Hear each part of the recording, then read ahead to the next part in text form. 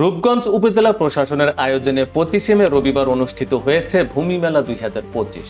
মেলার মূল প্রতিপাদ্য ছিল নিয়মিত ভূমি উন্নয়ন কর প্রদান করে নিজের জমি সুরক্ষিত রাখি। সকালে উপজেলা পরিষদ প্রাঙ্গণ থেকে র্যালি ও শোভাযাত্রার মাধ্যমে দিনব্যাপী মেলার উদ্বোধন করা হয়। আলোচনা সভায় সভাপতিত্ব করেন উপজেলা নির্বাহী কর্মকর্তা ইউএনও মোহাম্মদ সাইফুল ইসলাম। অনুষ্ঠানে উপস্থিত ছিলেন সহকারী কমিশনার ভূমি তারিকুল ইসলাম, সহকারী কমিশনার ভূমি পূর্বাঞ্চল রাজস্ব সার্কেল তাসবির হোসেন সহ বিভিন্ন সরকারি কর্মকর্তা, শিক্ষক, শিক্ষার্থী, সাংবাদিক এবং বিভিন্ন সামাজিক ও রাজনৈতিক সংগঠনের প্রতিনিধিরা। উপজেলা প্রশাসনের পক্ষ থেকে ভূমি উন্নয়ন কর, খতিয়ান, নামজারি প্রক্রিয়া ও ডিজিটাল ভূমি সেবা নিয়ে সচেতনতা বৃদ্ধির লক্ষ্যে এই মেলার আয়োজন করা হয়।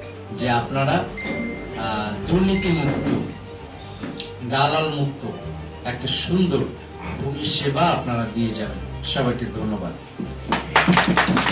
প্রতিবেদনটি পাঠিয়েছেন আমাদের রূপগঞ্জ প্রতিনিধি রনি আহমেদ।